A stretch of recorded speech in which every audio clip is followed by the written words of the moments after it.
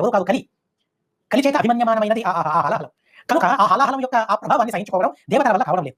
నేరుగా కైలాసానికి వెళ్ళారు, రుద్రదేవులకు ప్రార్థిస్తూ ఉన్నారు. చాలా అద్భుతమైన ప్రార్థన ఉంది. రుద్రాంతర్యామి అయిన ఆ భగవంతుని ప్రార్థిస్తూ ఉన్నారు దేవతలందరూ కూడా. దేవదేవ మహాదేవ భూతాత్మన్ భూత భావన త్రాహిన శరణాపన్నాన్ త్రైలోక్యధానాద్ విషాత్, 3 లోకాలను దహించి వేసే ఈ విషయం నుండి మీరే మమ్ము సంరక్షించాలని రుద్రదేవుల వారిని వేడుకున్నారు. పద్మపురాణంలో చాలా అద్భుతంగా ఈ భాగం ఉంది. దాన్ని సత్యధర్మతీర్థ శ్రీపాదుల వారు ఈ ప్రసంగంలో ఉదాహరించారు. భాగవత వ్యాఖ్యానంలో చాలా అద్భుతంగా ఉంది. కానీ ఓ దురదృష్టం, ఇప్పుడు ముద్రితమైన పద్మపురాణంలో ఆ భాగమే లేదు. ఆ భాగాన్నే తీసేశారు. ఎంత దురంతమో చూడండి, ఎంత కల్తీ జరిగిందో చూడండి. పురాణంలోనూ తినే ఆహార పదార్థాల్లో కల్తీ జరిగితే పర్వాలేదు, దానివల్ల దేహానికి హాని, ఆరోగ్యానికి హాని. కానీ తెలుసుకోవాల్సిన గ్రంథాలలో ఏ గ్రంథాలను చదివి మనమందరం కూడా సద్గతిని సంపాదించాలో, ఏ జ్ఞానాన్ని మనం సంపాదించుకుని ముక్తిని సంపాదించుకోవాలో, అలాంటి జ్ఞానంలోనే కల్తీ జరిగితే ఎలా? ఏం చేయాలి? ఆరోగ్యం చెడిపోవడం కాదు, అసలు మన గురే తారుమారవుతుంది. అలాంటి సందర్భంలోనే భగవంతుడు వేదవ్యాసునిగా అవతరించి, ముఖ్య ప్రాణదేవుల వారు శ్రీమద్ మధ్వాచార్యులుగా అవతరించి, వేదవ్యాసదేవుల వారి అభిమతాన్ని మనకు ఉపదేశించి మనల్ని ఉద్ధరించారు. అలాంటి అద్భుతమైన ప్రసంగం పద్మపురాణంలో ఈ రోజు ఆ ఘటన లేదు, తీసివేయబడింది ముద్రితమైన గ్రంథాల్లో నుంచి. కానీ వేదంలో మాత్రం ఆ భాగం ఇప్పటికీ ఉంది. ఒకటి దురదృష్టమైతే, ఒకటి దౌర్భాగ్యం అయితే, మరో సౌభాగ్యం. అదేంటి అంటే వేదం నుండి ఆ భాగాన్ని తీయలేకపోయారు. అలాంటి అద్భుతమైన ప్రసంగం వేదంలో ఉంది. పద్మపురాణంలోని మాటలను సత్యధర్మతీర్థ శ్రీపాదుల వారు ఉదాహరించారు. ఏం జరిగింది అసలు ఈ సందర్భంలో? హలాహల పుట్టింది, దేవతలు సహించలేకపోయారు, అందరికీ బాధ కలుగుతుంది. దైత్యులను కూడా ఆ హలాహలం పీడిస్తుంది. చూడండి దైత్యుల స్వభావం ఎలా ఉంటుంది. కలి ఎవరు? దైత్యరాజు కదా. దైత్యులకు హాయి కలిగేలా తనుండాలి తప్ప దైత్యులకు కూడా హాని కలిగేలా ఉండటం ఏంటి అసలు? దేవతలు ఎలా ఉంటారు? ఓ దేవత మరో దేవతకు హాయి కలిగించేలా, సంతోషం కలిగించేలా ఉంటారు. దేవతలందరూ కూడా ఒకరి వల్ల మరొకరికి హాయి కలుగుతుందే తప్ప ఎవరి వల్ల ఏ దేవతకు హాని కలగదు, ఏ మంచి వారికి హాని కలగదు. దేవతలకు మాత్రమే కాదు, దేవతల వల్ల చీమకైనా అపకారం జరగదు. అది స్వభావంలో మంచిదైతే. కానీ దైత్యుల వల్ల దైత్యులకే అపకారం కలుగుతూ ఉంటుంది. ఇప్పుడు చూడండి హలాహలం పుట్టింది. ఎవరు హలాహలం? ఆ హలాహలానికి, ఆ విషయానికి అభిమాని ఎవరు? కలి. ఆ కలి వల్ల ఏం జరగాలి? దేవతలకు హాని కలగకూడదు, దైత్యులకు హాని కలగకూడదు, దైత్యులు సంతోషంగా ఉండాలి దానివల్ల. కానీ దైత్యులకు కూడా సంతోషం కలగడం లేదు, దైత్యులకు కూడా హాని కలుగుతుంది. దైత్యులను పీడించే విధంగా ఆ హలాహలం ఉంది. అలాంటి సందర్భంలో దేవతలందరూ కూడా రుద్రదేవుల వారి దగ్గరికి వెళ్ళి ప్రార్థిస్తూ ఉన్నారు. 3 లోకాలను దహించి వేసే ఈ విషయం నుండి అందరినీ రక్షించాలి, మమ్మ మాత్రమే కాదు. చూడండి దేవతల ప్రార్థన ఎంతగా ఉందో, ఎలా ఉందో గమనించాలి. దైత్యుల ప్రవృత్తి ఎలా ఉంటుంది, దేవతల ప్రవృత్తి ఎలా ఉంటుంది. ఇప్పుడే మనం విన్నాం. హలాహలం అంటే ఎవరు? కలి, తన దైత్యరాజు. ఆ దైత్యరాజు ఏ విషయానికి అభిమానియో ఆ విషయం వల్ల అందరికీ హాని కలుగుతుంది. చూడండి ఓ దైత్యరాజు యొక్క ప్రవృత్తి ఎలా ఉంది అంటే, నా వాళ్లకు హాని కలిగినా పర్వాలేదు అనే భావన కలిగి దైత్యునికి, ఆ కలి అనే దైత్యుడు ఎవరైతే ఉన్నాడో, నా వల్ల అంటే నా చేత అభిమన్యమానమైన ఈ హలాహలం వల్ల నా వాళ్లకు హాని కలిగినా పర్వాలేదు అలాంటి ప్రవృత్తి కలిగి. దేవతల ప్రవృత్తి ఎలాంటిది? ఏ కలి చేత అభిమన్యమానమైన హలాహలంతో 3 లోకాలకు హాని కలుగుతుందో అలాంటి సందర్భంలో మాకు మాత్రమే సంతోషం కలగాలనే ఉద్దేశం వారిది కాదు. అలాంటి ప్రవృత్తి కూడా దేవతలది కాదు. కనుక 3 లోకాలను ఈ విషయం దహించి వేస్తూ ఉంది. అందరినీ కాపాడే సమర్థులు మీరు కనుక మిమ్మల్ని వేడుకుంటూ ఉన్నాం, రక్షించాలి. 3 లోకాలను మీరు రక్షించాలని దేవతలు వేడుకున్నారు. ఇది దేవతల ప్రవృత్తి. అందరినీ రక్షించాలనే ప్రవృత్తి దేవతలది, అందరినీ పీడించాలనే ప్రవృత్తి దైత్యులది. దేవతలు వేడుకున్నారు. అంతర్యామి అయిన భగవంతుడు సంతుష్టాంతరంగుడయ్యాడు, ప్రసన్నుడై వాయుదేవుల వారిని ఆదేశించాడు. ఇది పద్మపురాణంలోని గాథ. ఇది భాగవతంలో చెప్పబడింది ఎంత అంటే, రుద్రదేవుల వారిని ప్రార్థించారు, రుద్రదేవుల వారు విషపానం చేశారు, లోకానికి క్షేమం కలిగింది. భాగవతం చెప్పింది ఇంతే. కానీ పద్మపురాణంలోని భాగం మరో విధంగా ఉంది. అన్ని కథలు భాగవతంలో లేవు. భాగవతం వేదానికి సమానమైనది. కొన్ని సూచ్యంగా కథలు చెప్పబడ్డాయి, కొన్ని కథలు ప్రత్యక్షంగా చెప్పబడ్డాయి. భాగవతంలో ఎన్నో కథలు సంక్షిప్తంగా భాగవతంలో ఉన్నాయి. మీరే నరసింహోపాఖ్యానాన్ని విష్ణు పురాణంలో ఎంత విస్తారంగా ఆ భాగవతం చెప్పబడిందో మీరే విన్నారు. అలా వేరే పురాణాల్లో వేరే సంఘటనలు ఉన్నాయి.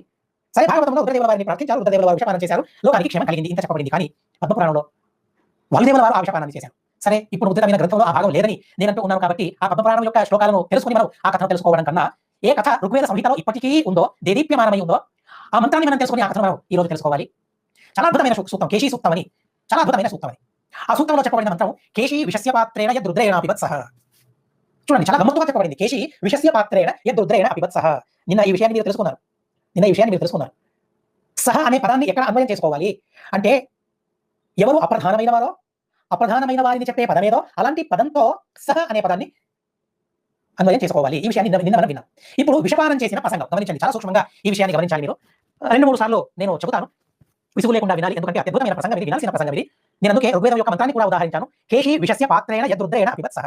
సామాన్యమైన సంస్కృతం తెలుసుకున్న వారికి కూడా అర్థమవుతుంది. కేశీ అనేవాడు రుద్రదేవులతో కూడుకుని పాత్రతో సహా విషపానం చేశాడు. ఇంత ఇక్కడ చెప్పబడింది. కేశీ విషస్య పాత్రేణ యద్రుద్రేణ పిబత్సః. విషపాత్రంతోనే విషాన్ని తాగాడు. ఎవరు తాగింది? ఎవరు? కేశీ. ఎవరితో తాగారు? రుద్రదేవులతో కూడుకుని తాగారు. రుద్రదేవులతో కూడుకుని, రుద్రేణ సహ అంటే రుద్రదేవులు ప్రధానమయ్యారా అక్కడ? లేదా సహయుక్తి అప్రధానే? సహయోగం ఏ పదంతో ఉంటుందో, సహ అనే పదం యొక్క యోగం ఏ పదంతో ఉంటుందో ఆ పదానికి అర్థం ఎవరో వారు అప్రధానులై ఉంటారు. వ్యాకరణం యొక్క నియమం ఇది, అందరూ అంగీకరించే నియమం ఇది. అలాంటి రుద్రదేవులతో కూడుకుని రుద్రేణ సహ విషయం అపిబత. ఎవరు తాగారు? కేశీ. ఎవరా కేశీ? ఇప్పుడు ఆలోచించాలి, ఎవరా కేశీ? కేశీ అంటే కేశవుడా అయి ఉండొచ్చు. ముఖ్య ప్రాణదేవులు విషయాన్ని తాగలేదు అని అనేవారు. సరే, పర్వాలేదు, ముఖ్య ప్రాణుడు తాగలేదు, కేశవుడు తాగాడు అని అంటే, కేశవుడు సముద్రమథనం ప్రసంగంలో విషయాన్ని తాగిన ప్రసంగాన్ని ఎవరు చెబుతారు చెప్పండి? భగవంతుడు తాగిన ఉల్లేఖాలు అసలు ఎక్కడ లేవు. రుద్రదేవుల వారు తాగిన ఉల్లేఖం భాగవతంలోనే ఉంది. ఆ విషయం స్పష్టంగా ఉంది. ఆ విషయంలో సందేహం లేదు. 2 విషయాల్లో సందేహం లేదు. ఏ విషయంలో? భగవంతుడు తాగలేదు అనే విషయంలో కూడా ఎవరికి సందేహం లేదు. రుద్రదేవుల వారు తాగారు ఈ విషయంలో కూడా ఎవరికి సందేహం లేదు. కానీ ఉన్న సందేహం అంతా ముఖ్య ప్రాణదేవుల వారు తాగారా లేదా? తాగారని కొందరు, తాగలేదని కొందరు. ఈ విషయాన్ని మనం నిర్ధారణ చేసుకోవాలి. ఆ నిర్ధారణ పరిచయ వాక్యం ఏంటి? ఋగ్వేద సంహితలోని వాక్యం కేశీ విషస్య పాత్రేణ యద్రుద్రేణ పిబత్సః. రుద్రేణ సహ కేశీ విషస్య పాత్రేణ పిబత. కేశీ అనే పేరు గలవాడు రుద్రదేవుల వారితో కూడుకుని విషపాత్రంతోనే ఆ విషాన్ని తాగాడు. కనుక ఇక్కడ విషాన్ని తాగిన వాడు ఎవరు? ప్రధానమైన వాడు కేశి, అంటే కేశవుడు కాదు. లేదా రుద్రదేవుడు అని చెప్పాలా? ప్రత్యేకమైన పదం ఉంది. రుద్రేణ అని తృతీయ విభక్తిని ప్రయోగించడం ద్వారా, సహ అనే పదాన్ని ప్రయోగించడం ద్వారా ఆ రుద్రదేవుల వారు ప్రధానంగా విషాన్ని తాగారు అనే విషయాన్ని ఆ ఋగ్వేద సంహిత మనకు చెబుతోంది. ఇక మిగిలిన వారెవరు? విషాన్ని తాగే సామర్థ్యం కలవారెవరు? అనివార్యంగా రుద్రదేవత కన్నా యోగ్యతలో తారతమ్యంలో అధికులైన ముఖ్య ప్రాణ దేవులనే మనం తీసుకోవాలి. వేరే ప్రసంగం లేదు, వేరే వారిని తీసుకునేందుకు అవసరమే లేదు. కనుక రుద్రదేవుల కన్నా చిన్న వారిని తీసుకోవడం అసలు సాధ్యం కాదు. ఇక రుద్రదేవుల పై ఉన్న వారిని తీసుకోవాలి. ఎవరు వారు? ముఖ్య ప్రాణదేవుల వారు. అలాంటి ముఖ్య ప్రాణదేవుల వారు ఆ పాత్రనే లేపి నీళ్లు తాగినట్లు విషయాన్ని తాగేశారు. అలాంటి సందర్భంలో రుద్రదేవులు ప్రార్థించారు. దేవతలందరూ నన్ను ప్రార్థించారు కాబట్టి నేను కూడా విషయాన్ని తాగుతాను, జగతికి మేలు చేస్తాను, చేయాలి అనే ఉద్దేశం నాకుంది. నిజమే, లోకానికి క్షేమం చేయాలనే తలపు చాలా గొప్పది, చాలా పెద్దది. రుద్రదేవుల వారు అలాంటి మనసును చేశారు కాబట్టి మహిమ కలవారు రుద్రదేవుల వారు, కరుణ కలవారు రుద్రదేవుల వారు. కానీ దాన్ని జీర్ణించుకునే సామర్థ్యం ఈ ప్రసంగంలో రుద్రదేవుల వారికి లేదు. ఎందుకంటే కలిచేత అభిమన్యమైనది ఆ విషయం కాబట్టి. అలాంటి సందర్భంలో రుద్రదేవుల వారికి ఎలా విషయం ఇచ్చారు? అంటే ఆ పాత్రలోని విషయాన్ని వాయుదేవుల వారు తమ చేతిలో వేసుకొని ఆ విషయాన్ని కూడా మథనం చేసి నిర్వీర్యం చేసి ఆ విషయాన్ని రుద్రదేవుల వారికి ఇచ్చారు.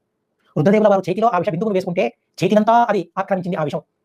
తర్వాత దాన్ని నోట్లో వేసుకున్నారు. స్వయాన రుద్రదేవుల వారే పార్వతికి చెప్పిన రహస్యం ఇది పద్మపురాణంలో. ఇప్పుడు నేను ఆ ప్రసంగం ఉన్న పుస్తకాన్ని నేను తెలియదు. సాధ్యమైతే రేపు ఆ శ్లోకాలను చదివి మీకు వినిపిస్తాను. వినిపించాల్సింది అలాంటి అద్భుతమైన మాటలు ఉన్నాయి పద్మపురాణంలో. రుద్రదేవుల వారు పార్వతికి చెప్పింది ఆ విషయాన్ని నేను తాగాను. పార్వతి అసలు మూర్ఛితుడైనయ్యాను, నేను మూర్ఛపోయాను నేను. అలాంటప్పుడు భగవంతుడు అచ్యుత అనంత గోవింద అనే నామత్రయాన్ని నాకు ఉపదేశించారు. భగవంతుడిష్టమైన ఆ నామత్రయాన్ని చూపించడం వల్ల, వాయుదేవుల వారి కరుణ వల్ల నేను ఆ మారక ప్రసంగాన్ని దాటగలిగాను అని రుద్రదేవుల వారు చెప్పారు. ఈ ప్రసంగాన్ని మనం ఈ సందర్భంలో తెలుసుకోవాలి. భాగవతంలో లేదు ఆ విషయం, అంగీకృతం. కానీ పద్మపురాణంలో ఉంది. అయినా మనకు లభ్యం లేదు. అయినా ఋగ్వేదంలో ఆ మాటలు ఉన్నాయి కాబట్టి ముఖ్య ప్రాణదేవుల వారు విషయాన్ని తాగారు. ఎలా? పాత్రనే లేవనెత్తి నీళ్లు తాగినట్లు గటగటగట ఆ విషయాన్ని తాగేశారు ముఖ్య ప్రాణదేవుల వారు. ఏ విధమైన హాని ముఖ్య ప్రాణదేవుల వారికి జరగలేదు, కలగలేదు అనే విషయాన్ని చాలా అద్భుతంగా భాగవతం మనకు చెబుతుంది.